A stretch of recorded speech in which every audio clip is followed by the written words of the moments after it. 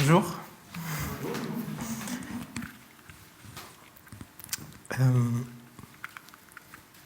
C'est pour moi un grand privilège de pouvoir bien parler la parole de Dieu avec vous et merci Seigneur pour ta présence. La semaine dernière, nous avons parlé d'Éphésiens chapitre 1, versets 1 à 14, la célébration assez célèbre de Paul, qu'il a loué Dieu et qu'il a béni pour qui il est, et il a parlé de son esprit et plein de choses. Et aujourd'hui, on va étudier le chapitre 1, versets 15 à 23.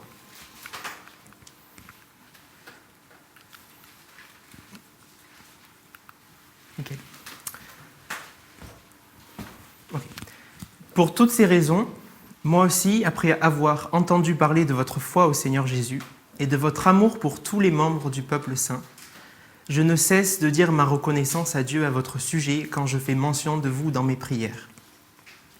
Je demande que le Dieu de notre Seigneur Jésus-Christ, le Père qui possède la gloire, vous donne, par son esprit, sagesse et révélation pour que vous le connaissiez, qu'il illumine ainsi votre intelligence afin que vous compreniez en quoi consiste l'espérance à laquelle vous avez été appelés, quelle est la glorieuse richesse de l'héritage que Dieu vous fera partager avec les membres du peuple saint, et quelle est l'extraordinaire grandeur de la puissance qu'il met en œuvre en notre faveur, à nous qui plaçons notre confiance en lui. Cette puissance, en effet, il l'a déployée dans toute sa force, en la faisant agir en Christ lorsqu'il a ressuscité et l'a fait siéger à sa droite dans le monde céleste. Là, Christ est placé bien au-dessus de toute autorité, de toute puissance, de toute domination et de toute souveraineté, au-dessus de tout nom qui puisse être cité, non seulement dans le monde présent, mais aussi dans le monde à venir. Dieu a tout placé sous ses pieds, et Christ qui domine toutes choses, il l'a donné pour chef à l'Église, qui est son corps, lui en qui habite la plénitude du Dieu qui remplit tout en tous.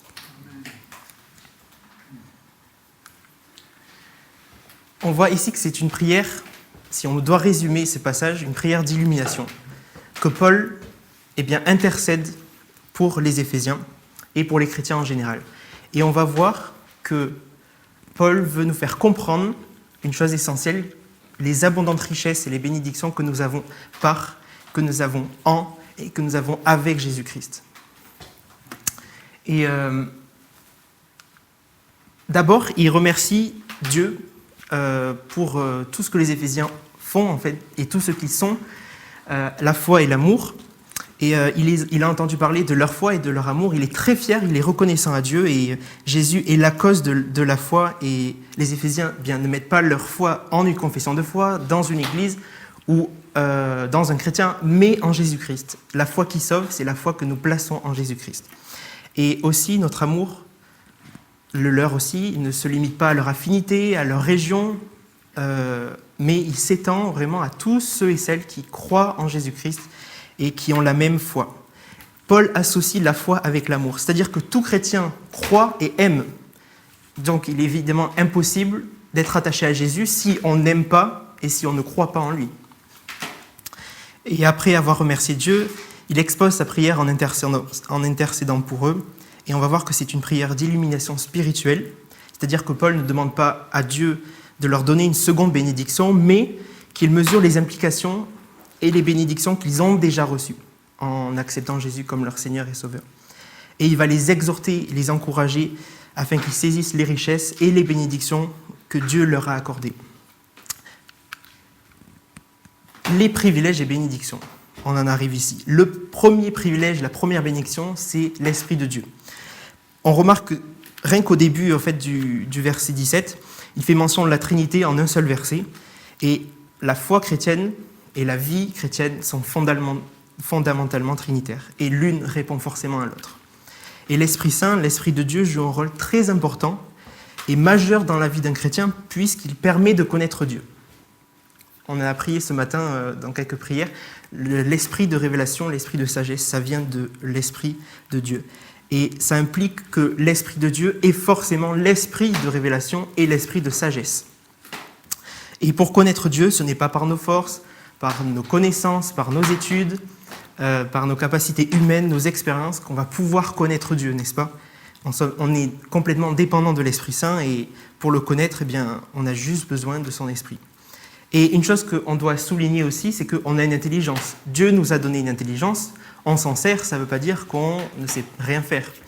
Mais avant de recevoir l'Esprit Saint, ce que Paul veut dire, c'est qu'on doit, avec nos capacités humaines, prendre conscience que nous avons besoin d'être sauvés, nous avons péché, nous sommes pécheurs, et qu'on n'est rien sans Jésus. Et à partir de là, Dieu nous accorde son esprit, un esprit de révélation et de sagesse pour pouvoir le connaître, et pas l'inverse. Et c'est seulement après avoir réfléchi justement sur cette nécessité d'être sauvé que l'esprit va agir en nous. La Bible français courant, la version dit « Il ouvre vos yeux à sa lumière ».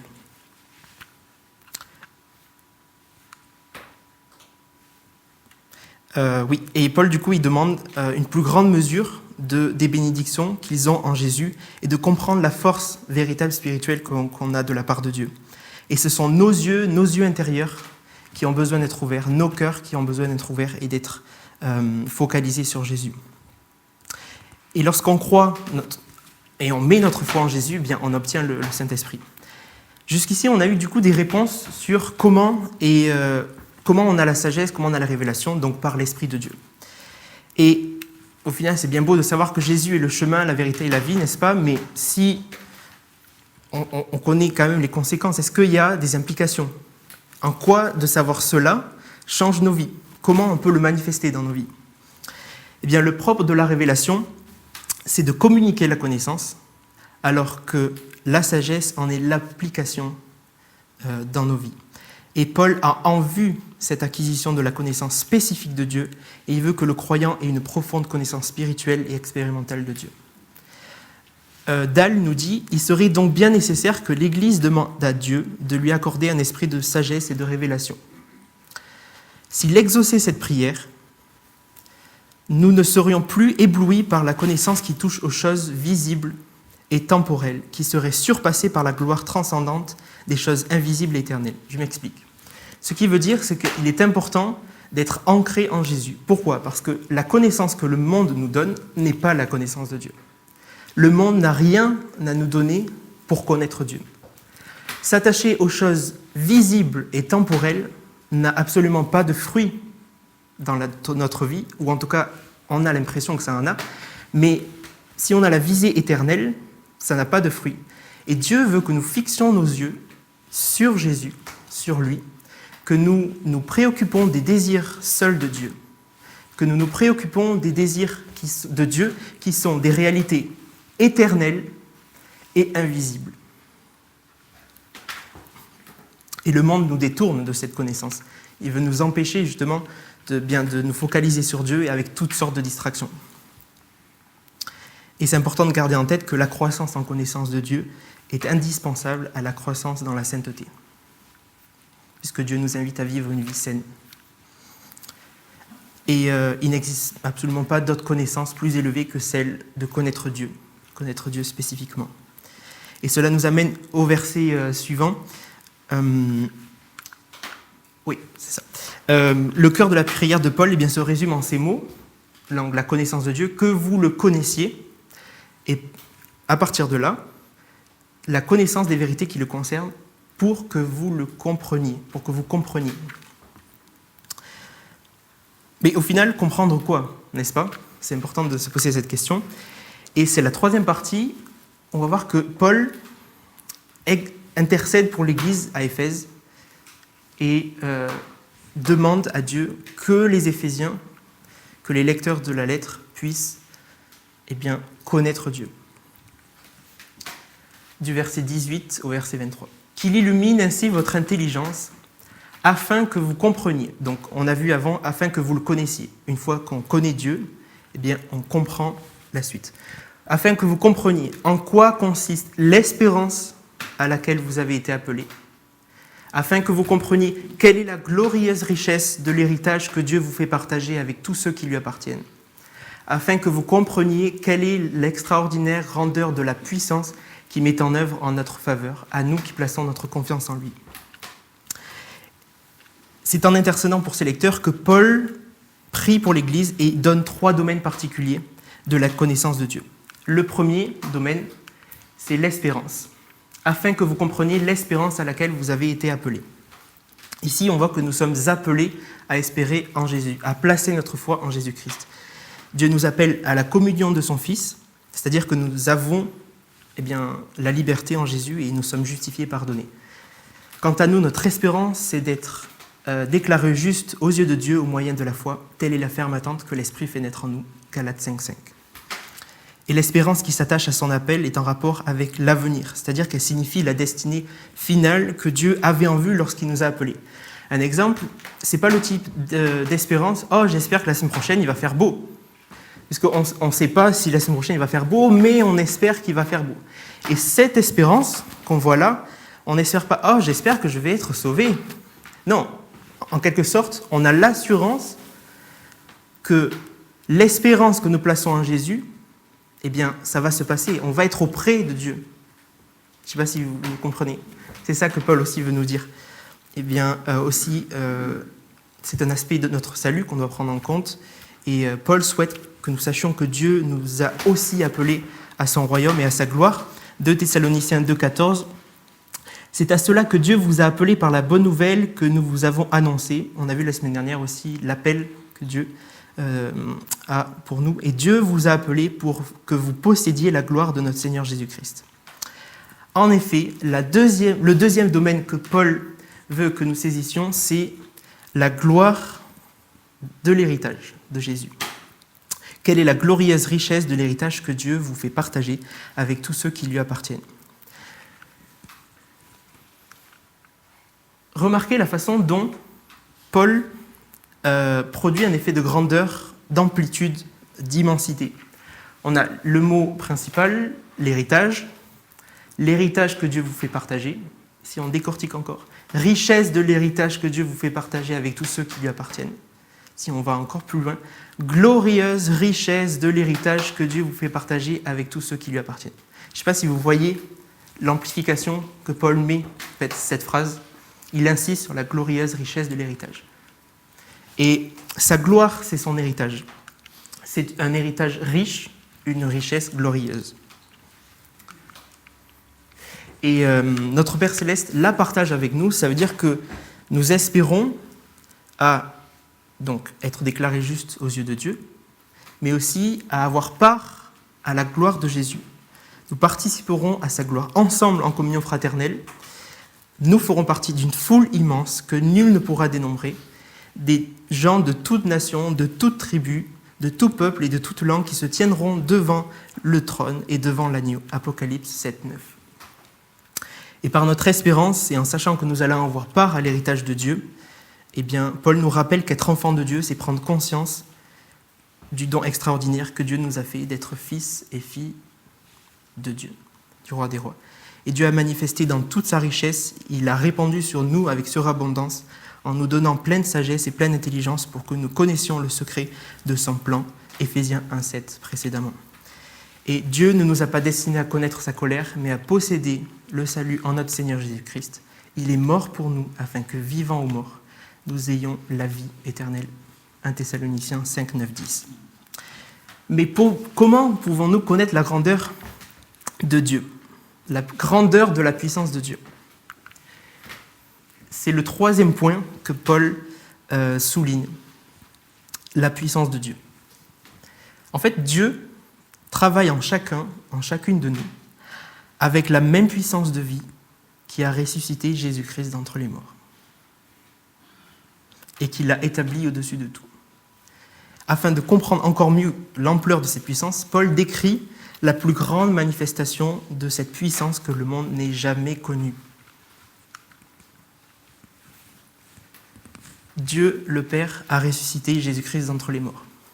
Nous devons comprendre que nous pouvons et nous devons nous saisir de cette puissance qu'il a déployée en ressuscitant son Fils. Jésus est maître absolu sur tout être, et le fait qu'il soit élevé confirme d'ailleurs une promesse messianique aussi, en Psaume 110:1. déclaration de l'Éternel à mon Seigneur, viens siéger à ma droite jusqu'à que j'aie mis tes ennemis comme un escabeau sous tes pieds. Donc, Paul veut que nous saisissions la puissance de Dieu. La puissance de Dieu s'est manifestée en ressuscitant Jésus, son Fils, d'entre les morts. Il l'a élevé. C'est la même puissance qui a élevé Jésus. Là, le Christ est placé bien au-dessus de toute autorité, de toute puissance, de toute domination et de toute souveraineté. Au-dessus de tout nom qui puisse être cité, non seulement dans le monde présent, mais aussi dans le monde à venir. Dieu a tout placé sous ses pieds. Après la résurrection et l'ascension de Christ, Dieu le fit asseoir dans les lieux célestes, dans le monde céleste. Et l'idée de monde céleste, ça renvoie à l'idée que bien, Dieu habite, il réside, il y a sa présence. Et cette élévation implique une domination totale, et c'est-à-dire que Jésus n'est pas seulement maître du monde, de la nature, de la création, mais aussi sur toute force spirituelle. C'est vrai aujourd'hui d'ailleurs, dans notre siècle et pour l'éternité.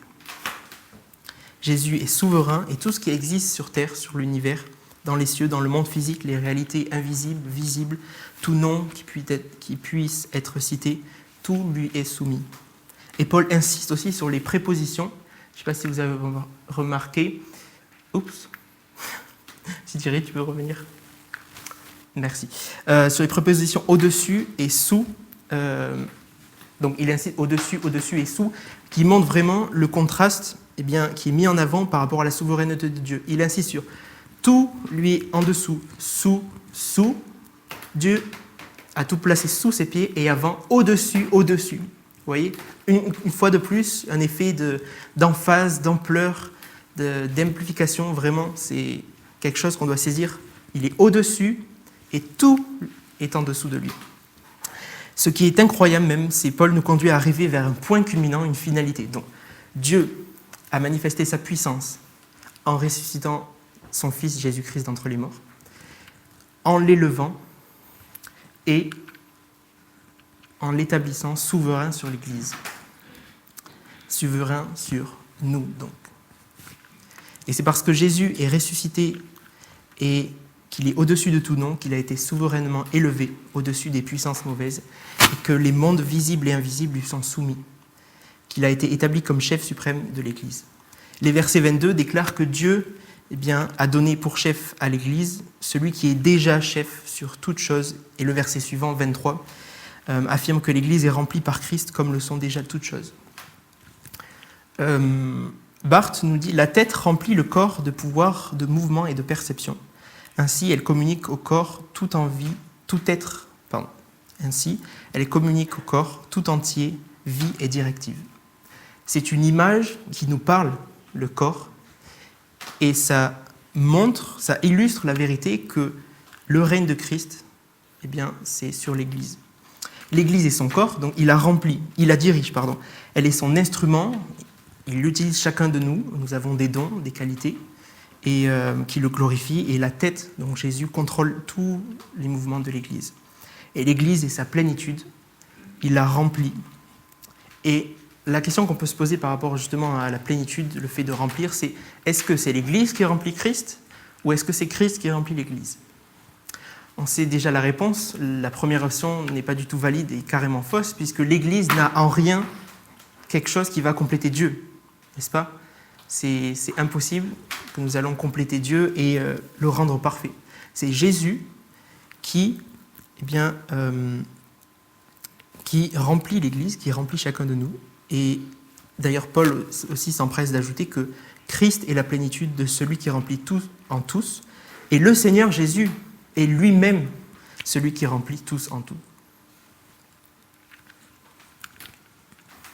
Ok.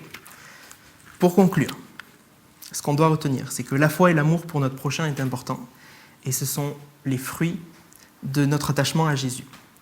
Nos capacités humaines, nos efforts, nos connaissances, ça ne nous permet pas de connaître Dieu, loin de là, mais nous avons une intelligence. Mais en croyant que nous avons besoin d'être sauvés, que nous avons besoin d'avoir Jésus, Dieu nous accorde son esprit. Un esprit qui nous donne sagesse pour pouvoir discerner le bien et le mal, pour pouvoir s'attacher à Dieu, aux réalités éternelles et invisibles, et un esprit de révélation pour qu'on puisse comprendre la puissance qui a été manifestée en élevant Jésus, en ressuscitant Jésus d'entre les morts et en l'établissant chef sur l'Église. Et pour cela, Dieu aussi, parce que ça paraît pas facile, et Dieu nous invite aussi à puiser nos forces en lui, Éphésiens 6,10. Et c'est par cette puissance que nous avons autorité au nom de Jésus sur le monde spirituel et aussi physique.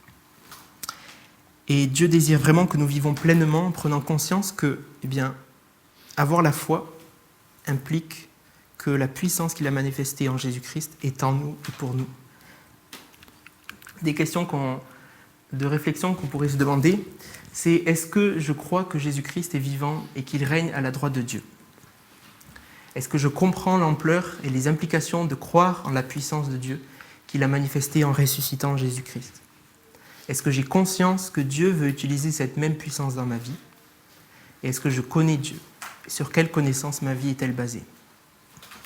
On peut prendre un temps pour réfléchir à ça, sérieusement. On n'est pas obligé de... Vous pouvez répondre à quelques questions dans votre tête, mais c'est important de s'interroger sur ces aspects. Je crois, je comprends, j'ai conscience et je connais.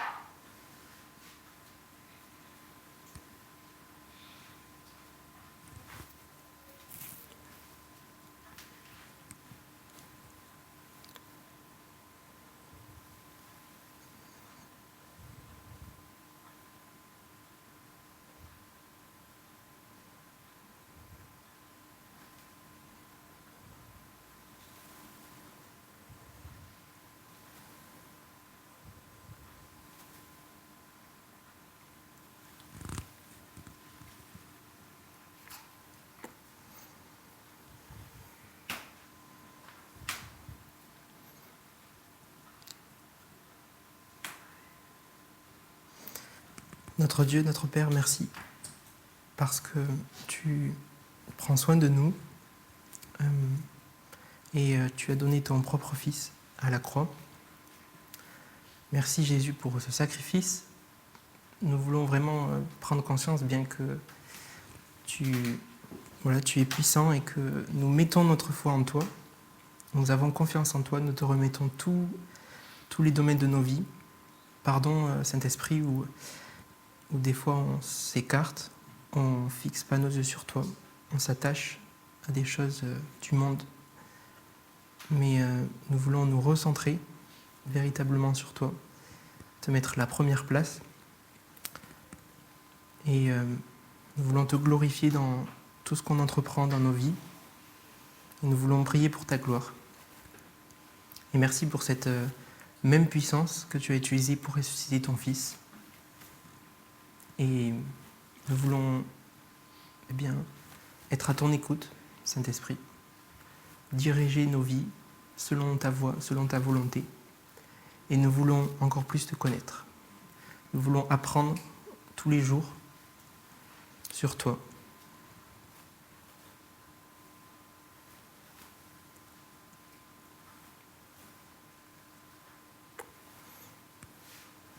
Et je prie, Seigneur, que, en tant qu'Église, que chacune de nous puissions considérer cela, que tu es puissant et que nous devons nous en saisir de cette puissance, avoir confiance en toi, et nous prions que tu nous accordes un esprit de révélation, un esprit de sagesse, pour que tu ouvres nos yeux, que tu illumines nos cœurs, qu'on puisse saisir toutes les bénédictions que tu nous donnes.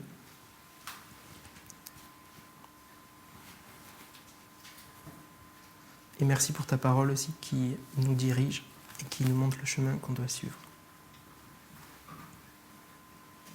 Amen.